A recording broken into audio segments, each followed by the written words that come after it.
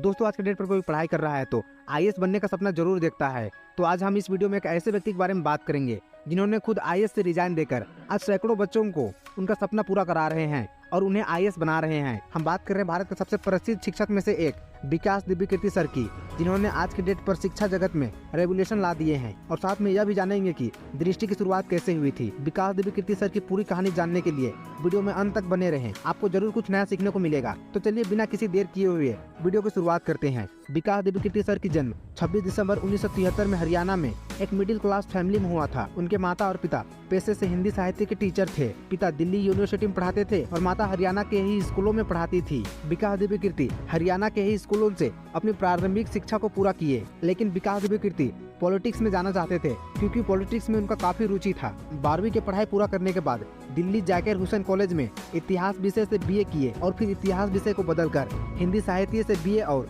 PhD किए। विकास Divyakirti sir LLB भी किए हुए हैं। उनके ग्रेजुएशन फर्स्ट ईयर से ही उनकी फैमिली में पैसों को लेकर काफी समस्या आने लगी, जिसके बाद अपने पिता का मदद करने के लिए पढ़ाई के साथ साथ एज ए बतौर कैलकुलेटर सेल्समैन का भी काम करना शुरू कर दिए, जहां पर उन्हें घरों और दुकानों में जाकर कैलकुलेटर बेचना पड़ता था, लेकिन इससे कुछ ज्यादा मदद नहीं मिल पा रहा था। जिसके बाद उन्होंने यह काम छोड़ दिया और फिर अपने रिश्तेदार में भैया के पास प्रिंटिंग का काम सीखने चले गए, जहां पर उन्होंने 2 साल रहकर सारी चीजें सीखी और फिर अपने सगे भाई के साथ मिलकर प्रिंटिंग की बिजनेस की शुरुआत करी और यूपीएससी की पढ़ाई को भी जारी रखे। अपने पिता के कहने पर आईएएस के लिए अप्लाई किए। तब तक उनका तरुणा नाम की लड़की से अफेयर भी शुरू हो गया था और देखते देखते प्यार इतना गहरा हो गया कि विकास दिव्यकीर्ति सर ने 26 मई 1997 में ही शादी कर ली है। जिसके बाद आईएएस का रिजल्ट भी आ गया और उनका फर्स्ट अटेम्प्ट में ही आईएएस में सिलेक्शन हो गया, लेकिन अभी भी आईएएस ज्वाइन करने में उनके पास 4 से 5 महीना बाकी थे। इसी टाइम पे वे कॉलेज में बच्चों को पढ़ाने लगे। तब तक उनका आईएएस ज्वाइन करने का समय भी आ गया, लेकिन उनका आईएएस में ज्वाइन करने का बिल्कुल भी मन नहीं था।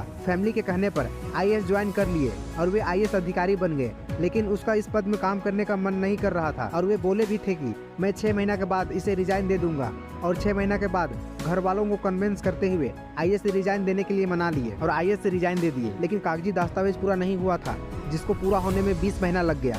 इसी बीच विकास दिव्यकीर्ति सर ने दृष्टि की स्थापना करी, जहां पर उन्होंने किराए के मकान पर और भाड़े की कुर्सियों से दृष्टि की शुरुआत करी। विकास दिव्यकीर्ति के दोस्त के कहने पर उन्होंने यूपीएससी की तैयारी कराना शुरू कर दी, जहां पर शुरुआत में 16-17 बच्चे आए थे।